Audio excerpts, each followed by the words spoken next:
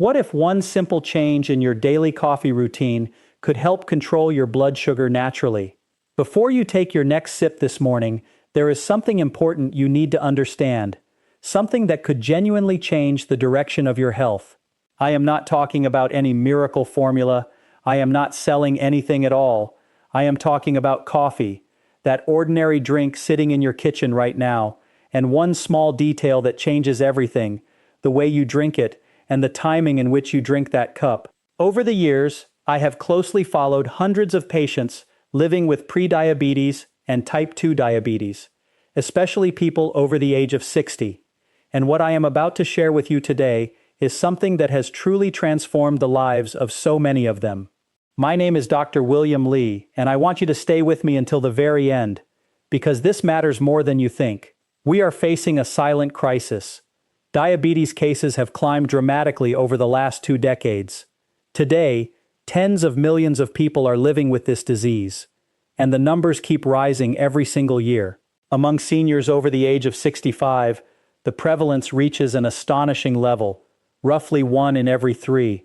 That is far higher than most people ever imagine. And what worries me most in my daily practice is not only those who already carry the diagnosis, it is the enormous group of people sitting right on the edge, with rising glucose levels, with that unexplained fatigue after lunch, with that constant thirst that never seems to go away, people who have not yet been diagnosed, or who have been diagnosed but feel completely lost about what to do beyond swallowing a pill and waiting. Stay with me, because I am going to show you how a small adjustment, one that costs you absolutely nothing, can make a tremendous difference in controlling your blood sugar. But first, I need to explain something about coffee that most people simply do not know. Imagine your pancreas as a small factory that produces insulin, the hormone responsible for opening the doors of your cells so that glucose can enter and be converted into energy. When you eat, glucose flows into your bloodstream, the factory springs into action, insulin is produced, and the glucose is absorbed by your cells. Everything runs smoothly. The trouble begins when this factory becomes overloaded. When you constantly eat foods that spike your blood sugar too quickly, the pancreas is forced to work at its absolute limit. Over time, your cells become less sensitive to insulin. The pancreas must produce more and more just to achieve the same result. And that, my friend, is when insulin resistance sets in, the gateway to type 2 diabetes. Now, where does coffee fit into all of this? Coffee is an extraordinary drink from a biochemical standpoint. It contains hundreds of bioactive compounds, but 2 of them stand out clearly to science: chlorogenic acid and trigonelline. Think of them as traffic controllers inside your intestines. When you drink coffee before eating, these compounds slow down and regulate the absorption of sugar from your food. Instead of a violent surge of glucose flooding your bloodstream all at once, you get a smooth, gentle flow that your pancreas can handle without stress. A large study analyzing data from more than 1 million people reached a conclusion that genuinely impressed me the first time I read it. Regular coffee consumption is associated with a significant reduction in the risk of developing type 2 diabetes. And this is not a tiny effect. The risk decreases in a dose-dependent way. The more cups per day, within a reasonable limit, the lower the risk. Later, researchers reviewed 30 different studies covering well over 1 million participants and confirmed that coffee consumption, both regular and decaffeinated, is associated with roughly a 30% reduction in the risk of developing type 2 diabetes. But here is the point almost nobody talks about. These benefits depend entirely on how you drink your coffee. Because the wrong coffee, at the wrong time, in the wrong way, can actually work against you. And that is exactly what I see happening in my practice far too often. Let me tell you about Mr. Arnaldo, 72 years old, retired, a true creature of habit. He had been drinking coffee since he was 17 and was proud of it. But when he walked into my office, his fasting glucose was 138, and his A1C, which reflects the average blood sugar over the previous 3 months, sat at 7.1%, well above the desired level. He said to me, "Doctor, I do everything right. I drink my coffee every day. I walk 3 times a week. So I asked him to walk me through his coffee routine in detail. And that is when I discovered the problem. Every single day, the moment he woke up, before eating anything at all, he would drink a large cup of strong black coffee. Then another one around 3 in the afternoon, paired with a sweet biscuit, and sometimes a third cup right before bed, because he believed it helped him relax. 3 classic mistakes, and I am going to explain every one of them to you right now. Mistake number 1. Drinking coffee on an empty stomach the moment you wake up. This is the most common one, and it causes the most harm. When you wake after a full night of fasting, your body already carries elevated levels of cortisol, the stress hormone, the very same one your adrenal glands produce when you face an urgent situation. Cortisol already signals your liver to release glucose into the bloodstream so you have energy to begin the day. It is a natural survival mechanism. The problem is that caffeine amplifies this effect. It further stimulates the adrenal glands, releases more adrenaline, and the liver responds by dumping even more glucose into your blood. And you have not even eaten yet. The result? You have not taken a single bite of food, and your glucose has already climbed somewhere between 20 and 40 milligrams per deciliter. I have seen laboratory results confirming this in patients who continuously monitor their glucose. Drinking black coffee on an empty stomach, right after a night of sleep, can significantly raise your morning blood glucose levels. Mistake number 2. Coffee with sugar, artificial sweetener, or cream. It may seem harmless, but it is not. A single spoonful of sugar in your coffee triggers an immediate glucose spike and cancels out the benefits of the chlorogenic acid you just consumed. It is like lighting a fire and pouring gasoline on it at the same moment. And artificial sweeteners? Many people believe they are the perfect solution, but growing research suggests that sweeteners like aspartame and sucralose can alter the gut microbiota, the community of bacteria living in your intestines that plays a key role in glucose metabolism, in ways that can quietly harm your long-term blood sugar control. There is important data showing that coffee without any additives was associated with a 10% reduction in diabetes risk for each additional cup per day. However, when coffee was consumed with sugar, that protective effect dropped significantly. Translated into practical advice, remove the sugar from your coffee. It sounds simple, but it is powerful. Mistake number 3, drinking coffee in the late afternoon or at night. Caffeine has a half-life of 5 to 6 hours in the body. That means if you drink coffee at 3 in the afternoon, half of that caffeine is still circulating through your body at 8 in the evening. It keeps cortisol elevated, interferes with deep sleep, and it is during quality sleep that your body regulates a significant part of glucose metabolism. Poor sleep equals uncontrolled glucose. It becomes a vicious cycle. When I explained all of this to Mr. Arnaldo, and we adjusted his coffee routine together, something remarkable happened. In just 8 weeks, his fasting glucose dropped from 138 to 112. His A1C fell from 7.1% to 6.6%. No change in medication, no radical diet, no gym membership, simply by adjusting his coffee habits.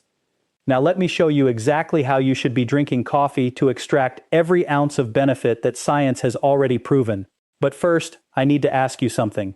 If this content is helping you, give it a like and subscribe to the channel if you have not already. I have so much more content like this coming that can truly transform your health. And tell me in the comments where you are watching from. I genuinely love knowing which corner of the world my message is reaching. Now, back to it. The right coffee at the right time. First golden moment, breakfast, but not the very first thing in the morning. When you wake up, drink a glass of water first. Wait between 30 and 60 minutes. Eat something containing protein, scrambled eggs, a piece of cheese, plain unsweetened yogurt, any source of protein. Only then do you drink your coffee, and you drink it plain, with no sugar and no sweetener. Why protein first? Because protein buffers the impact of caffeine on cortisol. It provides amino acids that your liver uses far more efficiently, and this prevents that cortisol spike that needlessly releases glucose into your bloodstream. Consuming protein before carbohydrates and caffeine reduces the after-meal glucose spike. And if you want to enhance it even further, add half a teaspoon of cinnamon powder to your coffee. Cinnamon contains compounds that partially mimic the action of insulin, helping your cells absorb glucose. Regular cinnamon consumption may contribute to a modest reduction in fasting glucose. It is not medicine, but it is a genuine ally. Second moment, coffee before lunch. This is a secret very few people know. About 20 to 30 minutes before your main meal, drink a small cup of plain black coffee, no sugar. The chlorogenic acid will act like that traffic controller I described, slowing the absorption of sugar from the food you are about to eat. This reduces the after-meal glucose spike, which is one of the main triggers for developing type 2 diabetes. Research has shown that coffee components, especially chlorogenic acid and trigonelline, significantly reduce glucose and insulin concentrations in the first 15 minutes after eating carbohydrates, compared to a placebo. This effect is real, it is measurable, and you can take advantage of it without spending a single cent. Third moment, after physical exercise. Do you take walks or do any kind of physical activity? Then pay close attention. Within 30 minutes after finishing your walk or any exercise, drink a cup of plain coffee. When your muscles are active or have just worked, they become far more receptive to glucose. They behave like a sponge, pulling sugar out of the blood to use as energy. Caffeine at this precise moment enhances that effect, helping muscles absorb glucose even more efficiently. It is a metabolic window of opportunity that most people completely miss. As for the total amount of coffee per day, most medical guidelines consider that up to 4 or 5 small cups per day within a healthy pattern is safe for most adults. That amount falls right within the protective range against diabetes. But every person is different. If you feel palpitations, anxiety, tremors, or insomnia from coffee, it may be that your caffeine metabolism is slower, which is genetically determined. In that case, reduce it to 2 cups per day, or choose a quality decaffeinated option, which still contains chlorogenic acid and retains many of the same benefits. Here is a story I truly need to share. Danelli, 68 years old, a retired teacher, came to my clinic with type 2 diabetes diagnosed 3 years earlier, using metformin, with glucose still difficult to control. She was the kind of patient who followed everything correctly, took her medication faithfully, cut back on rice, yet her A1C stubbornly stayed above 7.5%. When I examined her routine, I discovered she drank sweetened coffee with milk in the morning, coffee with sweet biscuits in the afternoon, and had practically stopped moving because her legs felt heavy. Together we built a simple plan. Breakfast, wait 45 minutes after waking, eat a boiled egg, then plain coffee with cinnamon. A small cup of coffee 20 minutes before lunch. A 25-minute walk in the afternoon, 3 times a week, followed by a coffee. We eliminated the sweetened afternoon coffee and the biscuits entirely. 6 weeks later, she returned with a smile I will never forget. Her A1C had dropped from 7.5% to 6.8%. Her fasting glucose was 109. She told me, "Doctor, I woke up with energy for the first time in years." I did not change her medication. I changed her relationship with coffee. But now I must warn you about something that may be quietly sabotaging you without you even realizing it. Coffee has invisible enemies that can destroy every single benefit I have described. Enemy number 1, sugar of any kind, refined, brown, honey, anything sweet added to coffee creates an immediate glucose spike that cancels the protective power of chlorogenic acid. Enemy number 2, artificial sweeteners, which growing evidence links to disruption of the gut microbiota, so essential for healthy glucose metabolism. If you truly must sweeten, try natural stevia, which so far has not shown the same negative effects. Enemy number 3, industrialized instant coffee, the kind in sachets, which often hides sugar, hydrogenated fats, and additives that compromise quality. Prioritize natural ground coffee, freshly brewed. Enemy number 4, coffee paired with ultra-processed foods, white bread, filled cookies, industrial cakes. When you combine coffee with these, the glucose spike is so violent that no amount of chlorogenic acid can compensate. And finally, I want to tell you about what I call the protection triad, because coffee works even better as part of a context of healthy habits. First element, smart coffee, the way I have taught you, at the right time, without sugar, maximizing chlorogenic acid. Second element, movement. You do not need a gym. 30 minutes of moderate walking, 3 to 5 times a week, is enough to dramatically improve insulin sensitivity. Working muscles act like drains, pulling glucose out of the blood independently of insulin. Third element, adequate protein in your meals. Protein has the least impact on glucose, promotes fullness, and protects muscle mass, your body's largest consumer of glucose. After the age of 60, your protein needs increase because the body grows less efficient at using it. Eggs, chicken, fish, beans, cheese, plain yogurt include a source of protein in every main meal. When these three elements work together, the effects multiply, and it barely costs anything at all. But I need to be completely honest with you about one thing. Everything I have described here are complementary lifestyle strategies grounded in solid scientific evidence. They can help enormously, but they do not replace medical evaluation and follow-up. If you already have diagnosed diabetes and use medication, never change your dosage or stop taking it on your own. Ideally, carry this information to your own doctor, discuss it together, and make adjustments with professional guidance. Now let me ask you something. Do you have a family member, a father, a mother, a sibling, or a close friend who struggles with high blood sugar or already lives with diabetes? Share this video with that person right now.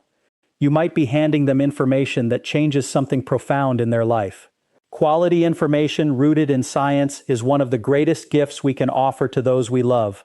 I want to leave you with a thought I have carried with me for years in medicine. Your body is not your enemy. Your body is constantly trying to balance itself, to heal, to adapt.